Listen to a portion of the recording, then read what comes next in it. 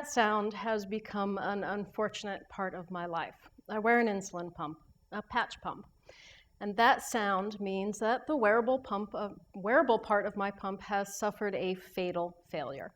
Now, it's not really a big deal. It just means that I have to change out the wearable, which I do every 3 days anyway. But I'm also supposed to call into customer support to report the failure. And that is a call that I have begun to dread, because they always want to know the lot and the sequence numbers printed on the back of the wearable. Those numbers are tiny, and I can't read them anymore. I used to be able to read them by holding the device quite close to my eyes, but I'm getting older, and I'm having trouble focusing that close. I have to move it further away. But those numbers are just too tiny to be read at any distance. The ironic thing is that I have spent years working with companies, often medical device manufacturers, to help them avoid this exact type of situation. I'm a cognitive psychologist, and my job is to work with these companies to help them design products that their users can actually use, whether those users are doctors and nurses or you and me. Part of that is educating these companies about what happens to us as we age. What I'd like to tell this particular company about is how our eyes change. As children, we can focus on things just a couple of inches in front of our eyes, but doing so is actually a lot of work. We naturally focus about 32 inches in front of us. And when we focus on something closer, the muscles in our eyes actively have to work to change the shape of the lens. But when you reach your mid-40s, that lens hardens and becomes less flexible. So those muscles have to work harder when you try to focus on something closer. Unfortunately, around the same age, those muscles start to lose strength. They weaken. So now they have to work harder at a time when they're just not capable of it. So instead of trying to focus here, we move things further and further away until our arms just aren't long enough, or we admit defeat and get progressively stronger reading glasses. Or we find a way to cheat. I've learned to take a picture of the back of the wearable with my phone and zoom in before I make that call. Now, our ancestors didn't tend to have this problem because they didn't tend to live very long. Our Bronze and Iron Age counterparts had an average life expectancy of about 26. Classical Greece and Rome, 30 was a good run. As recently as England in the 18th century, life expectancy was only 35 to 40 years of age. In a little more than a century, worldwide life expectancy has increased from 30 to 67 years of age. That means that more and more of us have the privilege of growing older, though we may not always think of it that way. At the same time, we live in an amazing age. Medical technology is advancing at an astonishing rate, and treatments that were previously envisioned as taking place only in hospitals and clinics under the watchful eyes of doctors and nurses are moving into the home, where they're being used by you and me. It's very likely that you or someone you love is going to end up using complex medical equipment at home. Maybe an insulin pump, or perhaps an implanted heart pump, possibly a wearable dialysis system, maybe a bionic appendage, or maybe even an exoskeleton.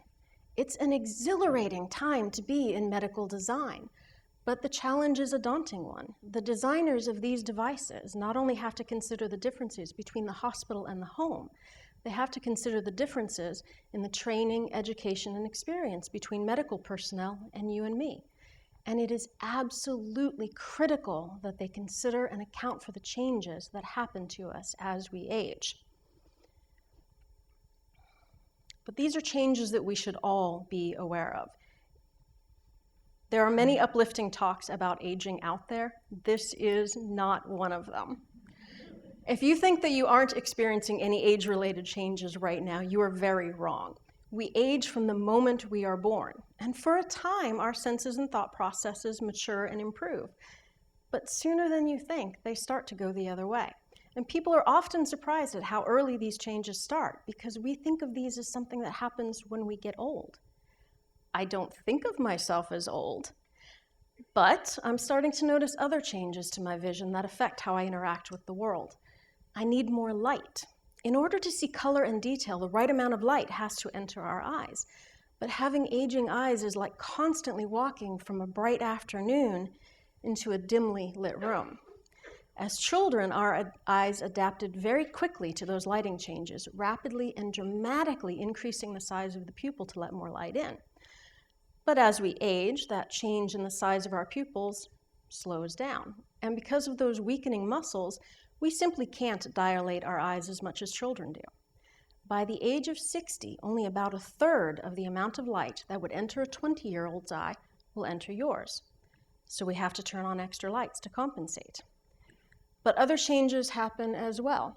While visiting her grandparents this summer, my daughter spent an afternoon playing Uno with her great-grandmother. She later told me that great-grandma couldn't see the difference between the blue and the green cards, so she had to help. Well, as we age, our color receptors also lose sensitivity. And that lens not only hardens and becomes less flexible, it also gets cloudy and starts to turn yellow. So even less light gets in. And because of that yellowing, which accelerates after the age of 60, it disproportionately affects our vision for the blue and the green end of the spectrum, gradually fading those colors. So maybe in my mid-40s, I am starting to get older.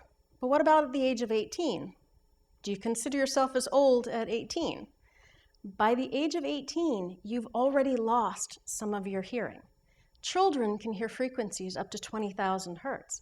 But by the time you're 18, some of your sound receptors have already died off, and you can only hear sounds up to 16,000 hertz.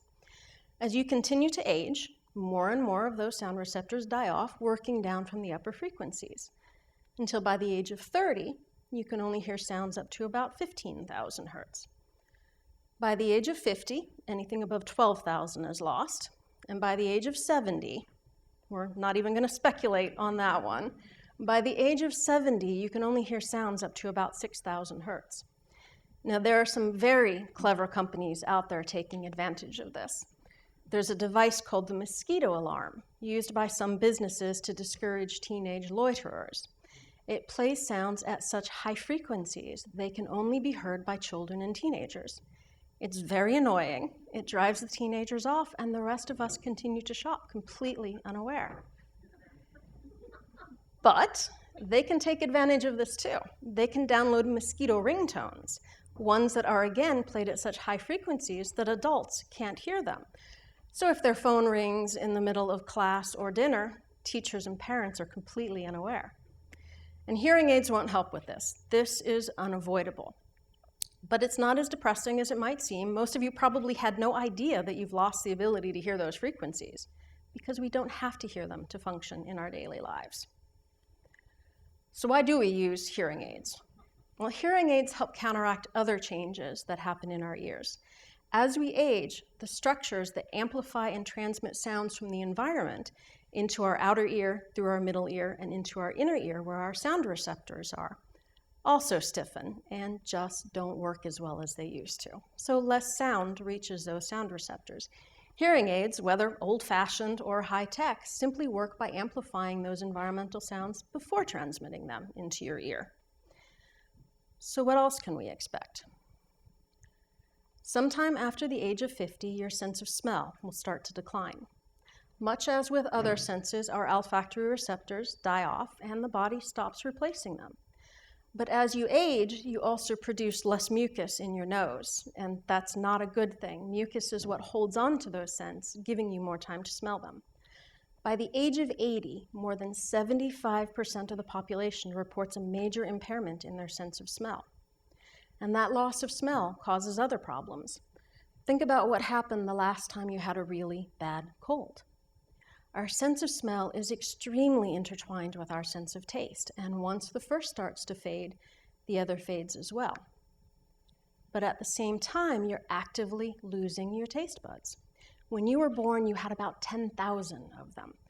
By the time you're 20, you've lost about half of those, with much of that loss happening in the sweet-detecting ones. But we don't see that as a loss. We just see it as a change in our taste preferences. The idea of polishing off a bag full of trick-or-treat candy probably doesn't have much appeal to you anymore. And you hopefully eat things now that would have made your younger self's lip curl up in disgust. But of course, the loss of our taste buds doesn't stop at the age of 20. Sometime after the age of 60, you'll start to lose sensitivity to salty foods. A friend once told me about a French restaurant in Pleasanton, California called Claude and Dominique's.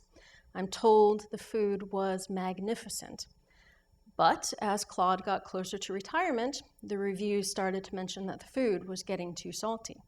He was getting older, and he couldn't taste the salt in his food as well, so he kept adding more. And that loss of sweet and salty is soon followed by losses to sour, bitter, and savory, until by the age of 70, your taste sensitivity is only a sixth of where it began.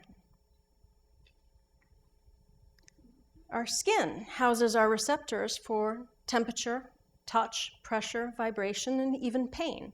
It's our first line of defense against heat, cold, disease, and other harmful factors. But as we age, the outer layers take a lot of wear and tear, and deep in the inner layers, the things that give skin its softness and elasticity begin to break down, leaving skin drier, thinner, and less elastic. When combined with other factors, like a reduction in blood flow and a slowdown in the transmission of signals through your nervous system, the result is less sensitivity to all of those things, and that typically starts in your 50s. Unfortunately, those senses help to keep us safe. If you were to put your watch on too tightly, the pressure becomes uncomfortable. If you don't loosen it, pressure gives way to pain. But what if you could no longer feel that your watch band was rubbing a blister into your skin, or that a pan was too hot to touch? Our other senses decline as well. Our sense of balance diminishes, and we start to lose that awareness of where our bodies are in space and where our limbs are in relation to each other, something called proprioception. It becomes harder to make those minute changes that keep you moving smoothly and gracefully, and it becomes easier to accidentally injure yourself by colliding with door frames and furniture. By the age of 65, 30% of the population reports an issue with balance, and as age increases, so does that percentage. That's unfortunate for me. I already lose enough of these to door frames. But those aren't the changes that worry me the most. The ones that worry me are the ones that happen up here. It's a sitcom staple that we mentally slip as we age. Older characters ramble on about the past, but they can't figure out new technology, can't remember where they parked their car, and they forget about things that they're supposed to do. Unfortunately, those sitcoms aren't that far off. Even ignoring the effects of Alzheimer's and dementia, neither of which are part of normal aging, we do mentally slow down as we age, and that's particularly true of two fundamental cognitive functions, attention and memory. Now, psychologists like me talk about attention in a lot of different ways, but I want to stick with the basics. Selective attention, focusing on something, versus divided attention, or what we've come to call multitasking. Now, you may have seen recent articles that talk about the lie of multitasking. It turns out we aren't good at it. We can't really divide our attention between two or more tasks and still perform well. We actually perform quite poorly. Those of us who do seem to be good at it aren't really dividing our attention. We're rapidly shifting our attention from one task to the other. But as we age, we become worse at that shift of attention. It takes us longer to reorient between tasks. And when we do try to focus on something, we're more susceptible to distraction. This is particularly problematic when you consider a task like driving, which requires paying attention to the vehicle, to the environment, to the road, to other people that may be in the car with you, and a host of other factors. Issues with attention are highly associated with the increased number of accidents experienced by older adults. But as I said, none of us are good at multitasking, so do yourself a favor, put your cell phone down and focus on the road. Finally, let's talk about memory. Like attention, memory isn't a single thing. There's short-term memory, your ability to hold things in your active, conscious thoughts, like remembering the ingredients to a recipe that you've just read. And then there's working memory, your ability to manipulate that information, like mentally doubling ingredient quantities to double the recipe. Well, much as with attention, research has shown that older adults are as capable of keeping information in short-term memory as are younger adults. But once working memory is required, that ability to manipulate that information, older adults don't do as well. But of course, when we think about memory, we're usually thinking about long-term memory. All of that information that you've stored permanently, more or less, in your minds that can be recalled at will, more or less. But there are several different types of long-term memory, and each of them is affected differently by aging. There's prospective memory, or your ability to remember to do something in the future, like attend a TEDx event, or a doctor's appointment, or to take medication. And unfortunately, prospective memory does decline with aging, as does your ability to encode and recall new episodic memories, memories about personal events happening at particular times and places, like where you parked your car or what you had for dinner last Tuesday. The good news is that keeping active and engaging in mentally challenging tasks like reading and playing card games can help to prevent these declines. And for some more good news, semantic memory, all of that general information that you've acquired about the world, like what this landmark is, or who the first president of the United States was, what constitutes a letter J, or what a cat looks like, those show very few declines with normal aging. And here's the beautiful part, autobiographical memories. Those memories that you have of yourself, who you are, how you grew up, who your friends and family are. You also get to keep those. I said at the beginning that this wasn't an uplifting talk about aging, but I think that it is. Aging, growing old, truly is a privilege. It is one that was denied to most of the people who came before us, and it is one that is still denied to many people today. We may choose to accept the changes that happen as we age. We may choose to fight against them, but we should all choose to understand them. Understanding what happens as we age and the impact that it has on our lives not only prepares us for what is to come, it allows us to care for our aging loved ones and ourselves with more compassion and understanding than we otherwise might. Thank you.